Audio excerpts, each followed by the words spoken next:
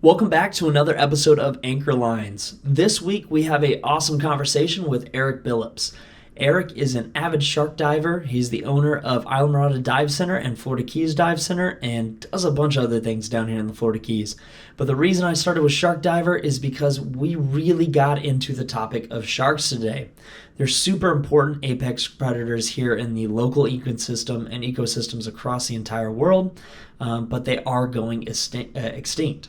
So sharks are something that are misunderstood. Everybody kind of gets scared. Well, not everybody, but the topic of sharks can often scare. You hear about shark attacks or shark-infested waters. Eric dispels some of those myths about sharks, talks about his experiences diving with everything from nurse sharks to hammerheads, trips to Bimini, and so much more. So I really hope y'all enjoy this conversation. I know I did, and until then, I will catch you on the next one. What a card, man. Tell you what, he was awesome yesterday underwater. He was killing it, man. Yeah. We took him, like 40, 45, which is a little deeper, than he did. Yeah, he did great. And there was current and tons of sharks. Did he ride any? No.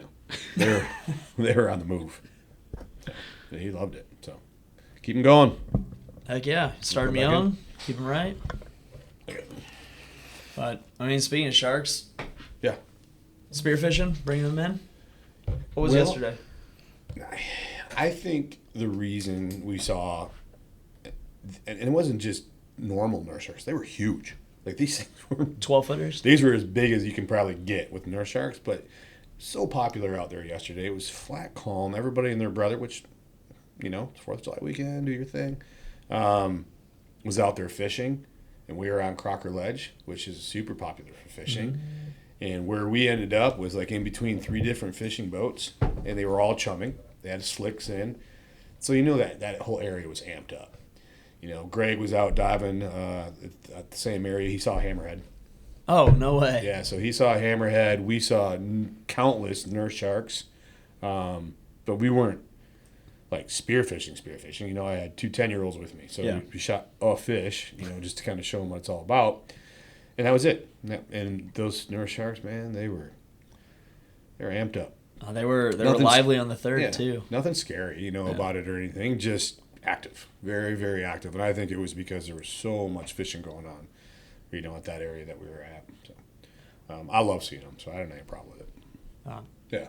No issue either. Unless you've got a fish in your hands, they're not going to bother you. Yeah, I had one on my stringer, and that was the whole reason they kept coming around, and every now and again I had to remind them that they're not allowed to it. So just a little push away. But yeah, they go on your way, and they did, and they come back. We were friends after a while.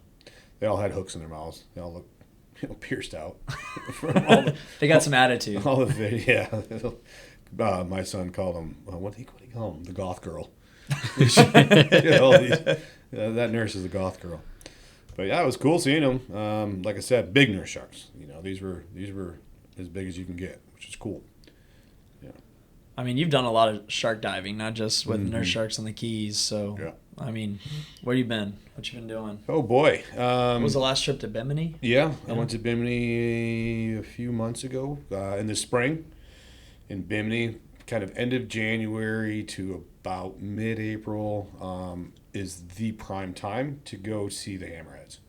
And it is, magical. I don't like to use that word too often, but it really is. And what's cool about it is you don't even have to come upland. You stay, on North Bimini. You come right out of the channel, and you're 400 yards offshore. You're in 25 foot of water in this white, pristine white sand. And you chill out down there for a minute, and the next thing you know, you've got hammerheads. And they're just hanging out with you. And they literally... Gentle. Yeah, it's crazy. Again, there's, nurse sharks all over the place, too. And, those are the ones you got to watch out for compared to the 12-foot hammerhead that's swimming by you. You got to worry about the little 4-foot nurse shark that's laying next, in the sand next to you that's looking for a free handout. So that's probably one of my, if not the... most favorite spot for shark diving is Bimini in the spring. Hammerheads are my favorite shark, and to see them that close and know that they're super docile and they're used to divers and you got nothing to worry about, and it's just amazing. So if something like that is on your bucket list, boy, I can't I can't advise you enough to go to Bimini during the spring and dive with those things. And you can do it from, there's 2 different dive shops on the island now, and they'll take you out, and they go out like 3 different times a day. It's super easy trip right offshore, and it's amazing. Yeah. So that's my Bimini. In the Bahamas themselves, like that's Bimini. Bimini's hammerheads, but you go shoot half a mile down the reef line from where the hammerheads are, right out by the Sapona, the very famous Sapona wreck that's above the water line, is Reef Shark City. And you can go dive with the reef sharks. Is that where y'all went out with, I forget his name, but Instagram's Cameraman Jesus? Yeah, Cameraman Jesus. Yeah, we took him out there. That was some cool footage. Yeah, and that's where you would go if, again, you went with Scuba Bimini. And, again, they've been out there diving with these sharks for so long, and they do it so often. The sharks, they know what a diver looks like. They're so used to divers, which can be good or bad, depending on what person you talk to, because they come in close. They're not afraid of divers, and as well, you shouldn't be afraid of them. Some divers don't like the sharks to come in close. I do. I prefer them to come in close. And the reason they do is because they're so used to divers down there, and nobody hurts anybody, and they don't hurt, the divers. You're not doing anything stupid, where you can, amp these things up. And it's an amazing experience to be in their world and not, have any type of threat. So, that's another species of shark that when you go to Bimini, that's year round. The hammerheads are more seasonal, but the reef sharks are there year round, and they're incredible, and they're awesome as well as nurse sharks and every other type of shark.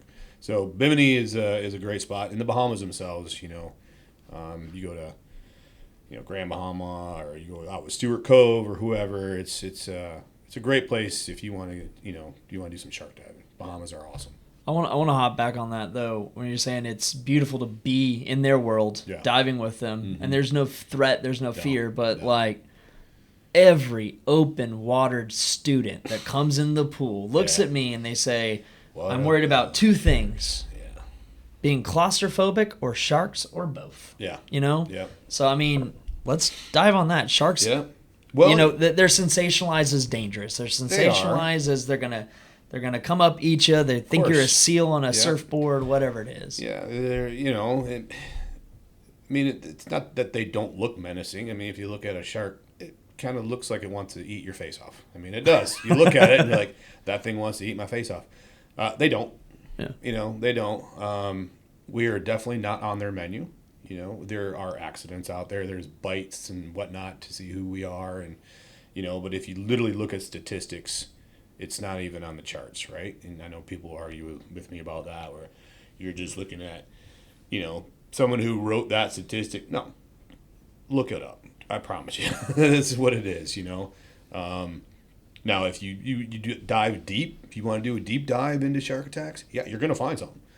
Same way you're going to dive deep into a dog attacks and dive deep into a bear attacks. And well, it's more dangerous to drive a car every day than it is to dive with a shark, on principle at least. Yeah, I mean, if you look at statistics, you're more likely to get hurt by a vending machine, a coconut, a cat. So, it's just the difference is those things aren't sexy for the media. For the media, it's sexy when there's a shark attack, attack. I love that word, attack. You're in their water. Yeah, you came into their house, you touched them on their nose, and they got mad. They bit you, and you got attacked by another shark attack. But, those are headlines that sell. Attacked in shark-infested waters. Shark-infested waters. You mean their house? It's like saying a human-infested home. Yeah, exactly. My house is a human-infested home. It definitely is. And you come in there and take my food, I might bite you. I'm hungry. So, that's just the way the media has kind of portrayed it. I do see it getting better, honestly. Mm-hmm. You go back 5 years, and you look at Shark Week, which longest running, most successful cable show in the history of cable, the greatest thing ever. And you look at the old Shark Weeks, and it's drama. It is drama. And to the point, it's repeated drama because they're running out of material.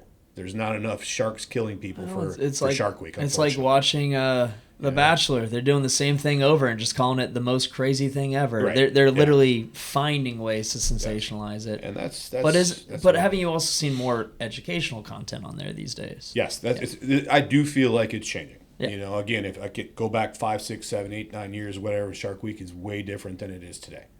So for that, I'm very happy, thankful. They're still going to throw the drama in there. You know, I don't know if it was last season, the season before. Again, they ran out of stuff, so they decided to dramatize a shark attack from 1965. Right? In like New Jersey or something. It's like, oh, all right. Well, I guess you're running out of, material. Sharks aren't killing enough people for you these days, unfortunately, and you can't dramatize it. So you got to go back and, and look at a bull shark that took little Timmy in a river in, New Jersey in 1960.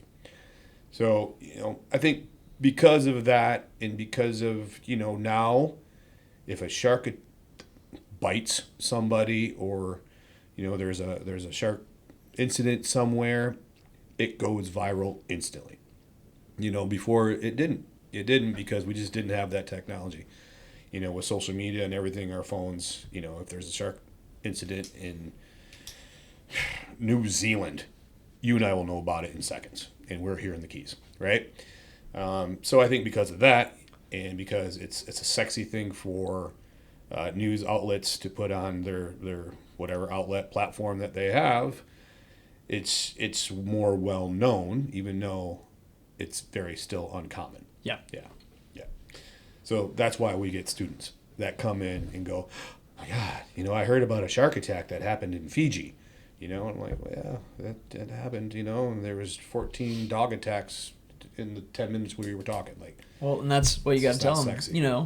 Especially nurse sharks. They're like little puppies, but puppies can also bite. Maybe don't stick your hand in their mouth, Yeah, don't have food around them. Yeah, and I love the idea and the fact that they're coming to me with this fear, when I'm teaching, because I'll dispel it, I'm awesome. Yeah, you have this. Let me tell you about the real shark. Let me tell you really about what's going on. And then, you know what? Let's go dive with them. Yeah. And, it's awesome. Let's face that fear and let's go dive with these things. Let's learn about actually about sharks and their behaviors and why they're threatened and why we need to actually help them and not be fearful of them and stuff like that. So I like when students tell me they're afraid of sharks because by the time they're done going through class, and that's not just with me, I think anybody, in our dive shop, by the time they get done going through a class, they're going to see them and they're going to have a whole different outlook when they go back to their to their house in the Midwest or wherever they're from. They're gonna have a whole different outlook on sharks. Well, and that's something unique that I know, Josh, you've helped push for with the shop and that you've wanted to do and now figured out like a formal way to do it. I mean, from the kids camp, you've incorporated. Last year we did the Shark for Kids education program. Correct. You have the nonprofit now, and almost every single one of your divers that came through last year got a Shark Aware. Like Correct. you're forcing them, and it sounds bad to say force, but you're going to get in the oceans. We're going to make you sit down and take a 30-minute PowerPoint presentation, then go dive with sharks afterwards to dispel these. Yeah, I mean, especially with the nonprofit, that's what I want to hear more about. Like, what are your plans? What are you doing with all this? So, I mean, let's keep on the fact that we get all these. We're very fortunate that we get a lot of new divers that come to us. We're up there. When it comes to diver education. Our shops. So we're very fortunate to have this opportunity. To teach not only diving and give our knowledge to these new divers about diving, but to also dispel the myths about sharks. And now here where I like when you mentioned, we're forcing. It's not a bad word because I don't necessarily just want them to not fear sharks. I want them to go home as an advocate for sharks. I want them to be the warriors, that I am. The shark warriors that are out there spreading this knowledge. They came to us and went, with a little bit of fear, and they're leaving us talking to their friends who have fear of why they shouldn't fear them and why they should protect them. And again, they're now part of our warrior team, and they're out there for advocates, and that's what we need. These sharks are in massive threats right now, and we need an army. to help them. And when it comes to the nonprofit and the shark awareness course that we're offering, that's the goal. It's very cut and dry with me. That's the goal, is to educate people to not only fear them, but become advocates and shark warriors, in this army for sharks that, don't have a voice, that they're underwater. They need human help right now. The humans are the ones that are wiping them out. They need an army of humans that are trying to stop that. And that's what I'm trying to create, not only with the shop, but also with this nonprofit, with our camps, with every education, open water education class that we are offering. We do it, we do shark awareness dives, even if it's just diving with nurse sharks, or everyone thinks they're still sharks, man. There's still awareness. So that's the goal for me, is not only to create or limit the fear, but create warriors. Yeah. That's amazing. And I think we're doing it. I think we're getting there. I think the hard part is, so like right now it's been pretty seamless to say, okay, you're a diver already, or we're teaching you to be a diver. Let's integrate that into your education.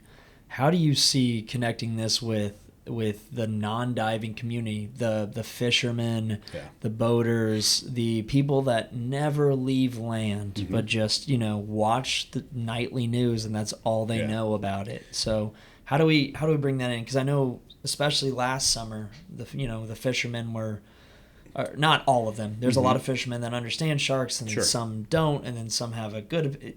There was a lot about, hey, that's the tax man. Isn't that the phrase? The tax man, they take a portion of my catch. Yeah. So how do we work with them to create a better environment? Because, I want to talk about that and the importance of keeping sharks, because it diminishes the ecosystem without them. It's biodiversity. Yeah. So, to go back on the fisherman thing. That's a tough one, especially these fishermen, and I'm a fisherman. Like I'm not. This isn't supposed to sound like a negative thing. Not at all. It's just not at all. Different of opinion. And I'm not sure the answer to that, because these fishermen, that's how they make their living. They make their living taking people out, and catching fish to bring home to eat, and part of me is like, that's pretty cool. I like to eat fish and go out and catch it.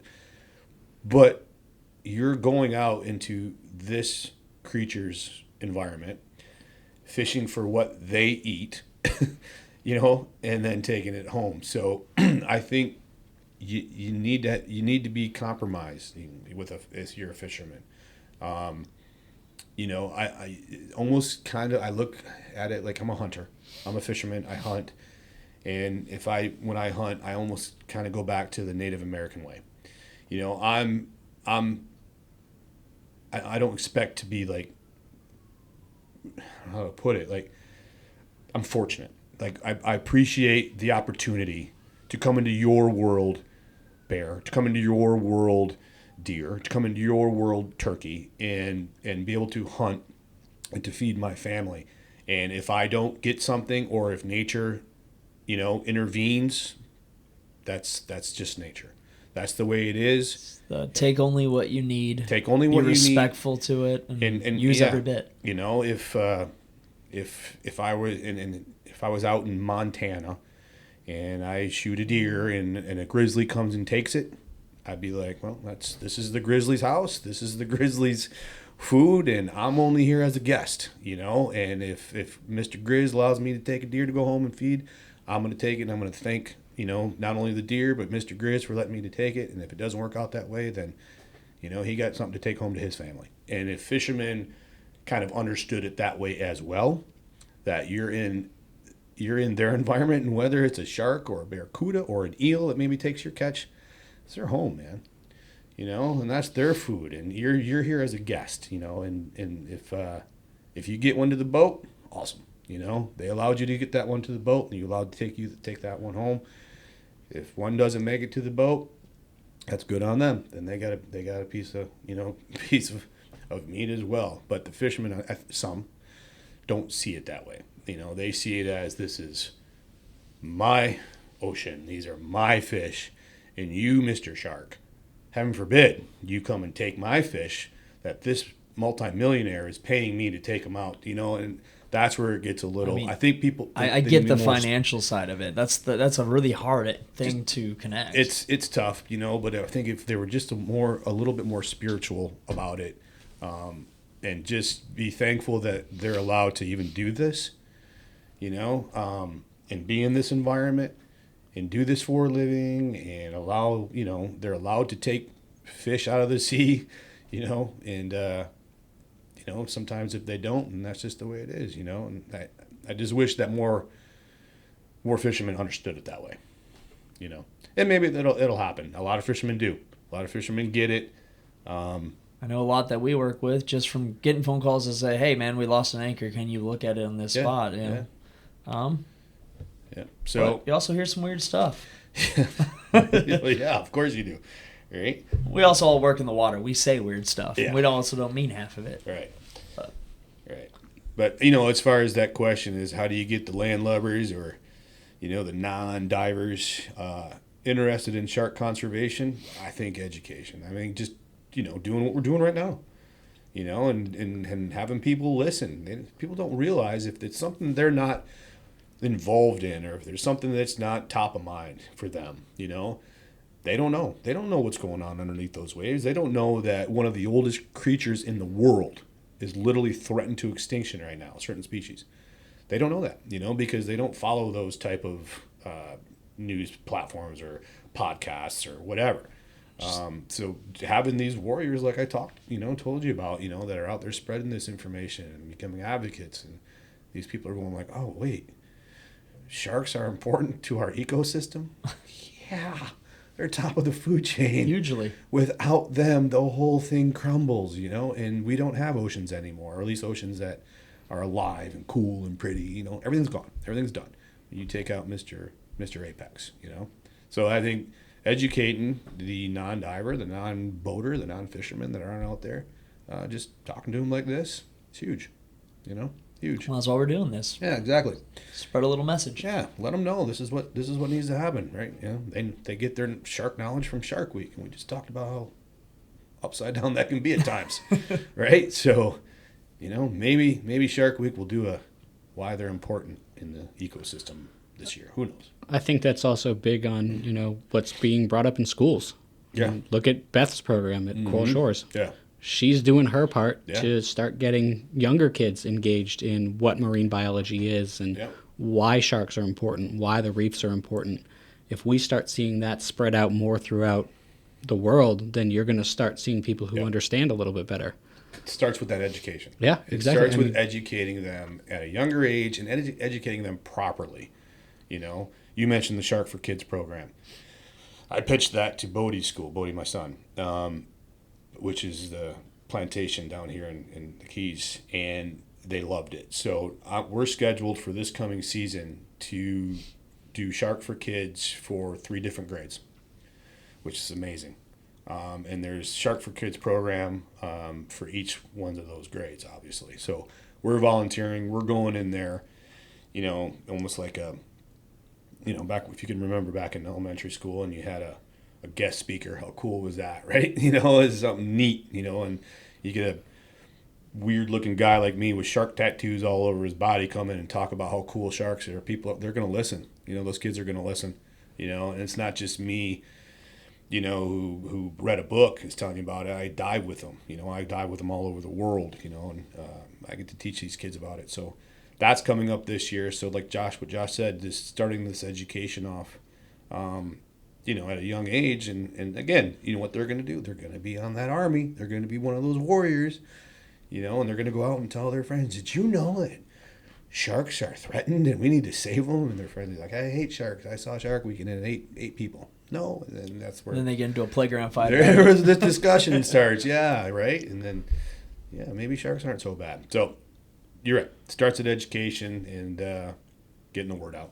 That's part of what the nonprofit's doing, right? Yeah. Essentially focusing on scaling big education. big part of it. So the nonprofit is conservation minded approach to a lot of things, and one of our big ones is shark awareness. Yeah, along with coral restoration, dive against debris, dive heart. Divers with disabilities. So we're trying to help out all of that. We just hooked up with another group that takes kids who lost a parent in the service in the armed forces, and they do these cool stuff with them. So that's part of the nonprofit. Okay. You know what we're going to do with those kids? We're going to teach them about sharks. So they don't know it yet, but when they come down, and they're coming in 5 days, I think there's 25 of them that are coming. All these poor kids, man, it's rough. All these poor kids lost a parent in the armed forces, and they're coming down, and they're from all over, you know. And again, what do they know about sharks? What does a kid from Wyoming, you know about a shark? You know, just what he sees on TV. So when they leave, guess what? They're going to know a lot more about sharks, and they're going to be part of our army, our team of warriors, and you know, we're going to continue to do that. And hopefully that's just a big old snowball, and our army just keeps getting bigger and bigger, and you know, and maybe down there we'll start getting high fives from sharks, because they'll be like, "Hey, aren't you the people are trying to save us?" High five. Hey, do you work with Eric? Yeah, that bald dude, all them tattoos. High five. So, yeah, so that's what the nonprofit. I mean, part of the nonprofit is just like goes back to that education, teaching the right way, the right things. Yeah, awesome. And then going out and diving with them. Heck yeah. Or snorkeling, or just looking over the side of the boat. You don't even have to. You can still have some fears, man. But if you still understand that they're important and they're cool, you can look over the boat and see them. You know, so we'll take you. Learn. That's what we want. Awesome. Yeah, man. Well, anything else you want to toss in, plug before we get out of here? I mean, how about the fact that Sarasota had a whale shark? Do they what? Really? Yeah. Really? Yeah. Nice. That's pretty awesome. Whale sharks, I feel like, are big dum-dums. Yeah, they are. I feel like they got a very, very tiny brain, and they remind me of a cartoon of a shark that just goes doo doo doo doo doo doo doo, and because they don't have any rhyme or reason, and they'll just show up, and they have all these little buddies around them, all these little cobias and everything else that just follow around the big dummy, and they don't even know what to eat. They just suck in plankton, and they do doo doo, and I love them to death, but that's how I see them. It's just a big old dummy, big teddy bear, big old dumb teddy bear. Yep. And we'll have them show up, and they don't belong here, and one will just show up on like the wreck of the Duane and stay there for 2 days. And then we don't see one for years. Yeah, right. Like, I mean, I've never seen one. Right, like, they're just big goofballs, you know. I love them, but cool for the people in Sarasota that got to see it. Yeah, I'm jealous. Heck of a sight, man. You know, you never know. That's why you gotta get out there. You never know what you're gonna bump into. All right, well, if y'all want to come down and learn about sharks, Eric is the owner of Islamorada Dive Center. Check it out on Instagram at islamorada.divecenter.com. There's a link tree there with links to the shop, to the Pro Center if you're interested in becoming a professional diver, and to oceanteachers.org, which is the Ocean Conservation Education Foundation. It's a nonprofit where he is working to scale the education about sharks around the world. That's right. If you got any questions, hop on there, shoot him an email. I think all the contact information should be there. And yeah, anything else? I love to talk sharks, so let's come on down and talk it. Let's do it. Hopefully we see everybody in Islamorada soon. All right. Sounds good. All right. Thanks, man. Amen.